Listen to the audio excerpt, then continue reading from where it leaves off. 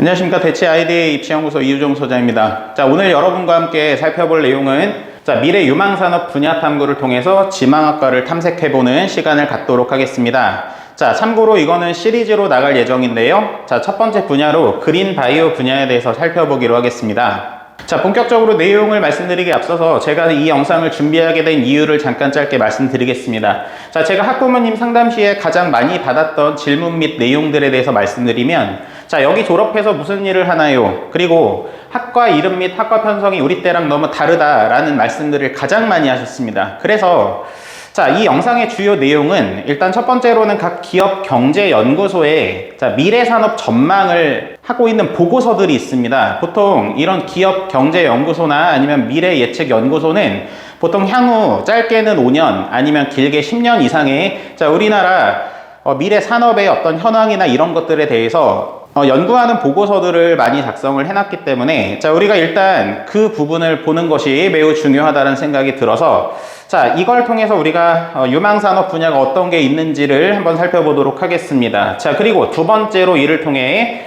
이와 관련된 학과들이 무엇이 있는지 생각해 보도록 하겠고요. 그 다음에 세 번째로는 이런 관련 학과를 지망할 때 생기부 스토리의 방향성을 어떻게 잡았으면 좋겠다라는 걸 말씀을 드려보도록 하겠습니다. 우선은 첫 번째로 그린 바이오 분야란 무엇인가에 대해서 말씀드리도록 하겠습니다. 이 강의를 보시는 대부분의 부모님들이나 아니면 학생분들은 대부분 그냥 바이오 분야다라고만 알고 계시겠지만 이 바이오 분야는 다시 세 가지 분야로 구체화됩니다. 첫 번째로는 그린 바이오 분야가 있고요.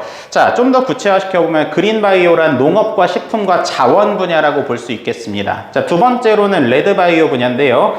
레드 바이오는 구체적으로 보건과 의료 분야를 우리가 레드 바이오 산업이라고 한다라는 거. 세 번째는 화이트 바이오 분야가 있겠습니다. 화이트 바이오는 주로 이제 화학과 에너지에 관련된 산업들을 우리가 화이트 바이오 분야라고 하고요. 지금 여기는 글씨가 잘 보이는데 여기 두 번째, 세 번째는 글씨 잘 안 보이시죠? 요거는 제가 이 부분을 시리즈로 만들 거기 때문에 두 번째 시간과 세 번째 시간에 걸쳐서 이 바이오 분야에 대해서 설명을 드리도록 하겠습니다. 오늘은 그린 바이오 분야에 대해서 집중적으로 한번 말씀드려 볼게요.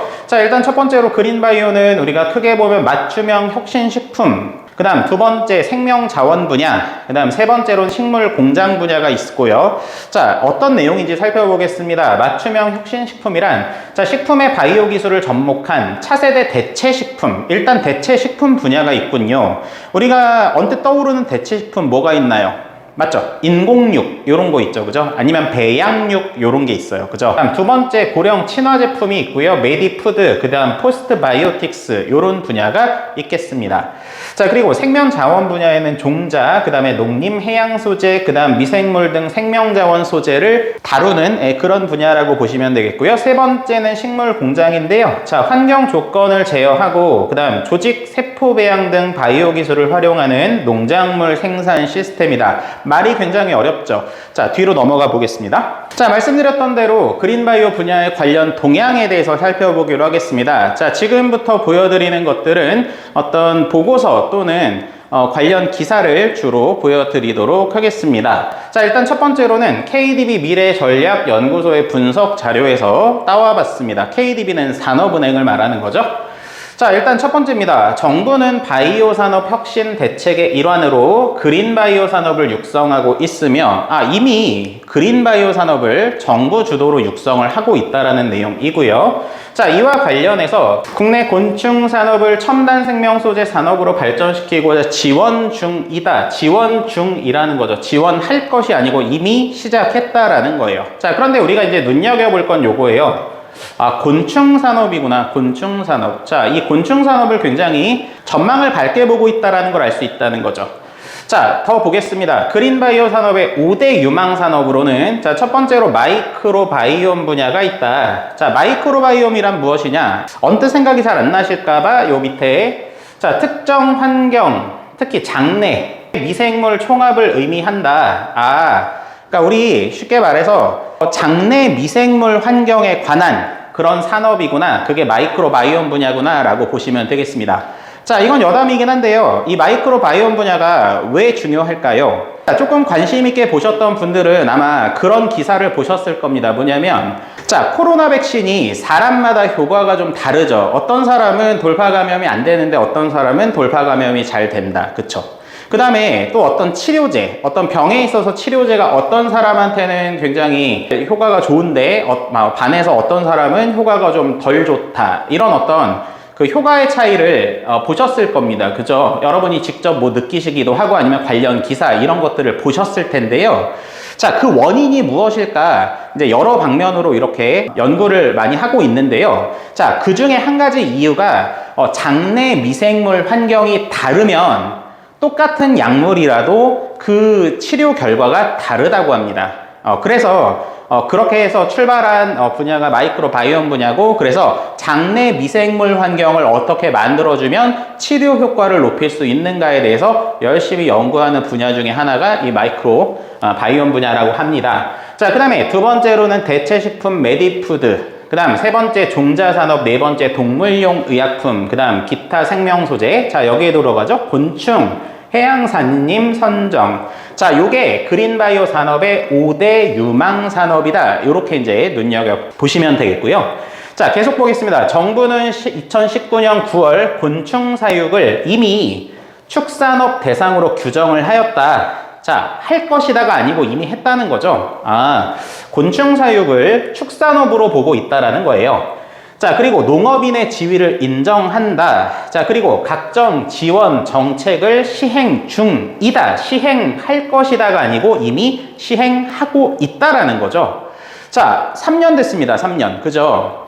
자, 지금 결국 이 곤충 사육을 어떤 미래의 축산업의 모델 중에 하나로 보고 국가에서 아낌없이 지원을 하고 있다라는 걸 볼 수 있다라는 거죠. 자, 보겠습니다. 그 다음 곤충산업 거점단지 조성, 그 다음에 사육시설에 대한 ICT 기반 스마트팜, 그리고 식품안전관리 인증 기준, 우리가 이제 해썹이라고 하는 거죠. 자, 이것도 마련해야 되고, 그 다음에 곤충의 농약, 그리고 중금속 기준 개선해야 되고, 그 다음 축산법상으로 가축으로 인정되는 곤충의 범위, 곤충 중에서 어디까지를 우리가 가축으로 인정할 것이냐, 그 범위도, 그러니까 한마디로 말해서 곤충 사육업을 위한 법령을 개정하고 그 다음 국가에서 열심히 지원 중이다라는 걸 볼 수 있다라는 거죠. 자, 이 자료는 어디서 갖고 왔다? KDB 미래전략연구소의 분석 자료 중에서 가져왔다라는 겁니다. 자, 계속해서 같은 자료인데요. 자, 사료용 곤충은 음식물 쓰레기 등 유기성 폐기물을 먹이로 한다. 자, 그래서 고부가 가치 동물 사료, 그리고 바이오유, 기름인 거죠. 자, 생산하는 자원 순환 모델 구축에도 기여할 수 있다.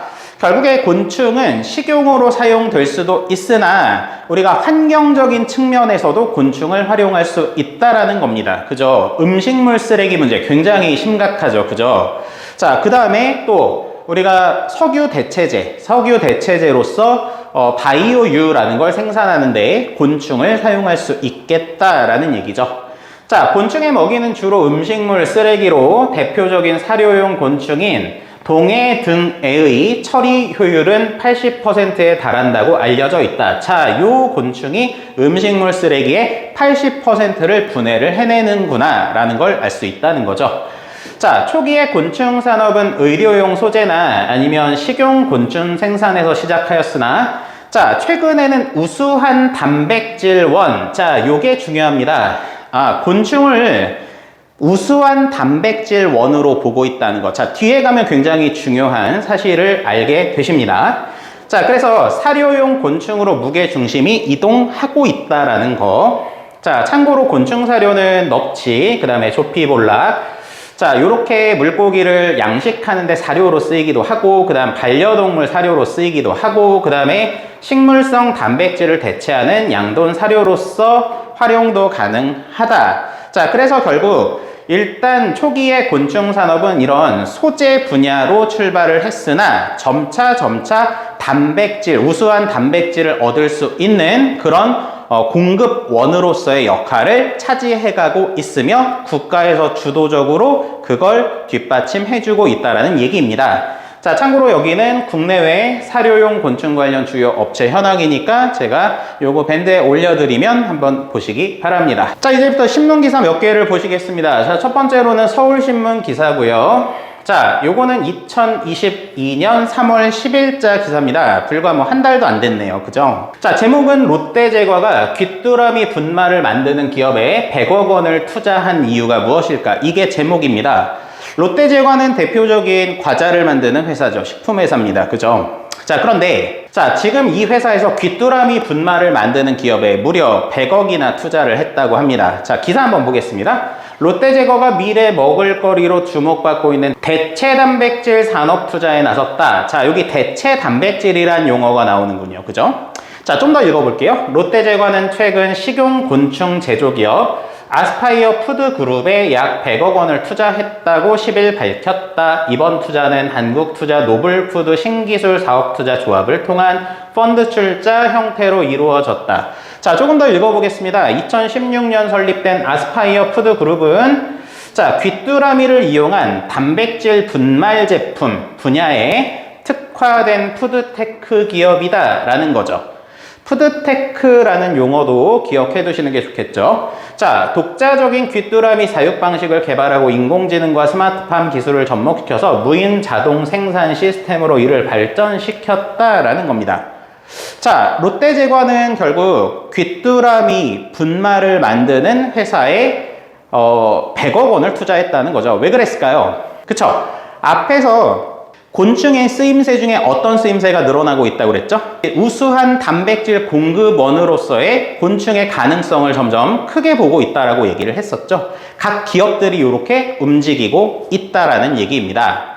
자, 매일경제신문 기사인데요. 자, 미래에셋 미국의 식물성 고기 벤처 3천억 추가 투자한다. 자, 추가 투자예요. 초기 투자가 아니고요. 그죠? 그러면 이미 한 번 투자했는데 다시 전망이 좋으니까 3천억을 추가로 넣었다라는 거죠. 자, 보겠습니다. 자, 미국의 식물성 고기 업체에 총 4,800억이 들어갔군요. 그러니까 초기 투자금 1,800억에 미래 가능성을 보고 다시 3천억을 더 추가로 투자했다라는 걸 알 수가 있습니다. 그죠? 자, 같은 매일경제신문 기사인데요. 자, 콩고기만 있느냐? 아니다. 버섯고기도 있다라는 거죠. 아, 버섯을 어떤 단백질의 공급원으로 보고 있다. 자, SK인데요, 이번엔. 자, 푸드테크를 공략한다. 아까 푸드테크란 용어 있었죠. 그죠? 자, 중국의 유통기업과 1,000억 펀드를 만들었다라는 거예요. 자, 보면은 콩과 버섯 등 식물성 단백질을 개발하고, 그 다음에 미국의 스타트업에도 290억을 투자를 하고 있다. 자, 이번엔 요거는 AI넷이라는 인공지능 전문 신문 기사인데요. 자, 디지털 농업이란 말이 나오는군요. 자, 요런 용어들 잘 기억해 두시는 게 중요하겠죠. 자, AI가 보다 정확한 데이터 분석과 적용을 통해서 전통적인 딸기 재배팀. 자, 전통적인 딸기 재배팀이면 뭘까요? 그쵸? 경력 30년 차의 농부팀. 뭐 이런 거겠죠. 그죠? 그러면 농사만 30년 지으셨으니까 얼마나 경험이 많겠습니까? 그죠? 우리 요리 30년 하면 눈대중으로 이렇게 딱 간해도 맛있잖아요. 그죠? 마찬가지겠죠? 자, 그런데 그렇게 경험이 많은 사람보다도 더 많은 딸기를 생산하게 되었다라는 거죠. 둘이 대결한 거예요. AI하고 그 다음에 농부 드림팀인 거죠. 그래서 딸기를 똑같은 환경에서 재배했는데 AI 쪽이 이겼다라는 얘기입니다. 자, 게다가 블록체인은 식품의 원산지, 안전성, 진위성에 대한 데이터를 수집하고 공급망 전반에 걸쳐서 실시간 추적성을 제공하는 데 사용할 수 있다. 블록체인이란 용어도 기억해 두시면 좋겠죠. 자, 왜요? 우리 블록체인 기술은 간단히 말해서 무엇인가요, 여러분? 어떤 기록을 분산해서 남겨놓는 거죠. 분산해서. 그죠? 기록을 분산해서 남겨놓으니까 한쪽을 바꾼다 하더라도 다른 쪽이 바뀔 수가 없잖아요. 이 모든 기록을 다 가짜로 만들 수는 없기 때문에. 그래서 우리가 지금 여기 보면 이런 블록체인의 성질을 이용해서 식품의 원산지나 안전성, 진위성들에 대해서도 사용을 할 수 있다라는 거죠. 자, 생각해보면 이 기술이 굉장히 좋은 것 중에 하나가 우리 보통 명절 때 보면 어떤 뉴스를 많이 보게 되죠? 꼭 나와요, 이 뉴스. 어떤 거예요? 그쵸? 한우 선물 세트. 알고 보니 젖소고기로 만들었다. 아니면 미국산 소고기로 한우로 속여서 만들었다. 이런 거 꼭 나오죠. 그죠? 자, 그런데 결국에 이 블록체인 기술을 이용해서 우리가 그러한 얘기가 더 이상 안 나오게 만들 수 있다. 우리가 그렇게 볼 수 있겠죠. 자, 그래서 어쨌든 우리가 AI를 활용하는 방법 중에 하나가 농업 쪽에도, 그 다음에 블록체인 기술을 농업 쪽에도 얼마든지 이용을 할 수가 있겠다. 그런 가능성이 있다라는 걸 눈여겨보시면 좋을 것 같고요. 자, 그 다음에 한국경제신문 기사인데요. 자, 식물 공장에서 신성장 동력을 찾는 LG전자예요. LG전자. LG전자는 우리나라 대표적인 전자회사 아닙니까? 그런데 자, 제목을 보니까 LED 등 첨단 기술로 신선한 채소를 생산한다고 돼 있어요. LED는 대표적인 반도체, 그죠? 근데 그걸 가지고 농업에다 이용을 하고 있다라는 거죠. 언뜻 보면 전자회사와 농업 맞지 않아요. 그죠? 지금 여기 밑에 보면 요게 식물 공장 구조도인데요. 자, 요걸 한번 보도록 하겠습니다. 여기 보니까 일단 태양광 발전 모듈이라는 게 있고, 그 다음에 리튬이온 배터리가 있군요. 자, 이제 다음으로 넘어가기 전에 살짝 한번 생각해 보겠습니다. 자, 여러분, 태양광 발전이 있고 리튬이온 배터리가 있어요. 그러면 우리 관련된 학과들 한번 생각해 보겠습니다. 어떤 거 있을까요? 그쵸? 전자공학과 있겠죠? 전자공학과. 신소재공학과도 있지 않을까요? 소재공. 그죠? 그 다음에 태양광이니까 크게 보면 전기공학과도 우리 이쪽 분야에 들어갈 수 있겠고, 그 다음에 에너지공학과, 요런 과들이 결국 식물 공장하고 연계가 될 수 있는 과들이다, 이렇게 볼 수 있겠죠. 그죠? 그 다음에 LED 조명 장치 있군요. 자, 이것도 마찬가지죠. 전자과 가능하겠고, 그 다음 또 반도체이기 때문에 이게 반도체 공학하고도 연결이 될 수 있겠죠. 자, 그 다음에 여기 보면 센서와 그 다음 자동 수경 재배 시스템, 요런 것들이 있고, 자, 자동 수경 재배 시스템, 그 다음에 여기 읽어보면 뭐 컨베이어 벨트, 이제 수확한 채소들을 다 이렇게 날라야 될 거 아니에요? 컨베이어 벨트 형태로. 왜냐면 무인 공장이다 보니까. 그러면은 당연히 기계공학과나 이런 것도 관련이 있을 수 있겠죠. 그죠? 자, 그 다음에 또 하나, 우리가 어떤 공장을 만드는 데 있어서 결국 가장 효율적인 구조, 어떻게 배치를 했을 때 가장 효율적인 구조가 되느냐를 생각하는 그런 과는 결국 산업공학과죠. 그래서 이 식물공장하고 산업공학과도 역시 우리가 같이 연계가 될 수 있다라고 생각할 수 있고요. 자, 그 다음에 여기 보면 또 물을 처리하는 설비가 또 필요해요. 자, 그러면 결국에 이제 공장에서 사용한 어떤 용수들을 그대로 흘려보내는 게 아니고 다시 재처리를 한 다음에 흘려보내야 되는 거잖아요. 그러면 결국에 수자원을 다시 재처리하는 기술, 요런 것들 환경공학과나 미생물공학과 요런 데서 또 공부를 하니까, 자, 그런 과들하고 연결될 수 있고, 그 다음에 요 장치를 또 만들어야 되잖아요. 그러니까 요런 거는 또 기계공학과랑 연결이 될 수 있는 거겠죠. 그러니까 사실은 요 식물공장이라는 어떻게 보면 농업의 한 분야인데, 이 푸드테크의 한 분야가 사실은 우리 소재, 그 다음에 전기, 전자, 반도체, 그 다음 기계, 그 다음에 환경공학과, 이런 식으로 연결이 될 수 있다는 거예요. 산업공학과도 마찬가지고. 자, 이제 이를 통해서 관련 학과 생각해 보도록 하겠습니다. 일단 두 가지만 말씀드려 볼게요. 차세대 대체식품 분야, 그리고 식물공장 분야, 각각 직접 연관된 학과, 그 다음에 간접적으로 연관이 있는 학과들에 대해서 말씀드려 보면, 일단 직접 연관 학교는 쉽습니다. 자, 생명공학과, 생명과학과, 식품공학과, 식품영양학과, 미생물학, 요런 거는 차세대 대체식품 분야랑 아주 직접적으로 연관성이 있다고 생각할 수 있죠. 자, 그러면 하나 이렇게 한번 생각해 보죠. 자, 여러분 중에 만약에 생명공학과를 꿈꾸는 친구가 있다. 그러면 자, 우리 생기부를 어떻게 유기성 있게 스토리를 만드느냐, 그게 항상 문제고, 그 다음에 어떤 활동을 하면 좋을까, 이런 생각들을 많이 하잖아요. 자, 그런데 대부분 많이 하는 게 어떤 거죠? 꼭 생명공학과 보면은 빠짐없이 나오는 거 유전자 가위, 그죠? 유전자 가위 얘기 꼭 나오고요. 그 다음에 두 번째로는 인간 유전병, 요런 얘기 꼭 나오고요. 그 유전병에 맞춰서 치료제 만들겠다, 요런 얘기 꼭 나오죠. 그죠? 자, 그런데 조금 시선을 돌려서 이렇게 가면 어떨까요? 일단 첫 번째로, 자, 아까 전에 이 대체식품 분야 중에 우리나라에서 지금 밀고 있는 분야가 어디가 있다고 그랬어요? 식용곤충이 있다고 그랬죠. 식용곤충. 그러면 우리가 식용곤충 분야에서 해볼 수 있는 얘기들 어떤 게 있을까요? 제가 몇 가지 있는데 그냥 한 가지만 말씀드릴게요. 일단 이런 거 있지 않겠어요? 뭐냐면, 자, 우리 왜 뉴스에서 보면 가끔 그런 뉴스 봐요. 뭐냐면 되게 비양심적인 어떤 상인들의 얘기. 그게 뭐냐면 뭐 예를 들어서 이런 거죠. 혹시 그런 거 아시나요? 뭐냐면 닭발, 그 다음에 족발 이런 거 있죠. 그런데 사실은 발에 생기는 어떤 질환들이 있죠. 질환. 뭐 대표적으로 피부병, 무좀 뭐 이런 거 있잖아요. 그죠? 자, 그런데 그런 어떤 피부병이 걸린 닭발 이런 거 사다가 양념해갖고 이렇게 구우면 사실 잘 모르잖아요. 피부병이 있는 건지 없는 건지. 그죠? 그렇게 해서 사실 폐기해야 되는 어떤 닭발이나 폐기해야 되는 족발을 식재료로 해서 몰래 팔다가 결국 식약처의 검사에 걸려가지고 뭐 이렇게 구속되는 그런 뉴스 본 적 있으실 거예요. 그죠? 그러면 곤충 쪽이라고 그런 얘기 없을까요?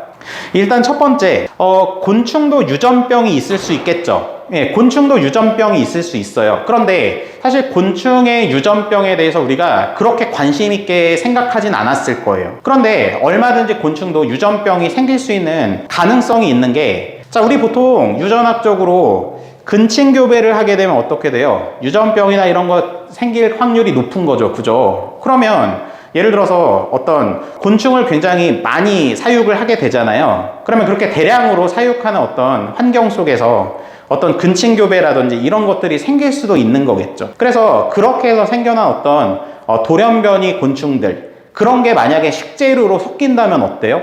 좀 무서운 일 아닌가요? 그죠? 근데 문제가 또 뭐냐면 아까 전에 귀뚜라미 분말을 만든다고 그랬잖아요. 우리가 아무래도 이제 곤충을 그대로 먹기에는 좀 혐오스럽단 말이죠. 그죠? 자, 그래서 그거 이제 가루의 형태로 만드는 건데, 문제는 그렇게 문제가 있는 식재료도 가루의 형태로 만들면 어때요? 구별이 안 되는 거예요. 자, 그래서 그렇게 문제 있는 곤충들, 식재료로서 문제가 있는 곤충들을 결국엔 골라내야 되고, 아니면 좀 더 근본적으로 어떤 그런 문제점들을 해결할 수 있는, 유전학적으로 해결할 수 있는 방향성들, 이런 것들을 고민하는 것도 하나의 사례가 될 수 있겠죠. 자, 그래서 생명공학을 만약에 생각하시는 학생들이라면 뭐 그냥 인간 유전병이나 이런 쪽만 생각하지 마시고 곤충에 관한 어떤 유전병 이런 쪽으로 방향을 한번 생각해서, 그러면 내가 후속적으로 활동을 무엇들을 해가야 되는지, 어떻게 내가 관심을 만들고 그 다음에 그 관심에서 출발한 어떤 활동들을 쭉 유기성 있게 스토리를 만들어 갈 것인지 한번 고민을 해보시기 바라고요.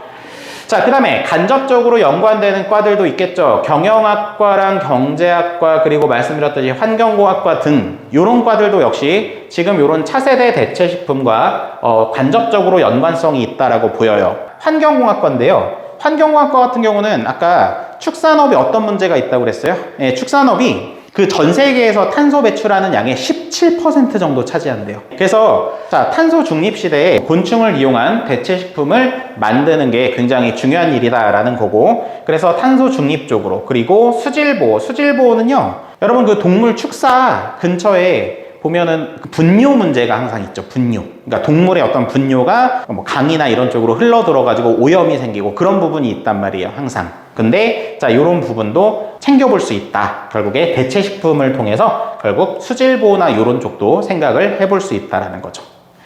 자, 그 다음에 식물공장인데요. 자, 식물공장은 아까 전에 충분히 말씀드렸기 때문에, 자, 생명공학, 생명과학, 식품 영양, 미생물학 뿐만 아니라, 자, 전자공학, 반도체, 에너지, 기계, 산업, 신소재, AI, ICT까지.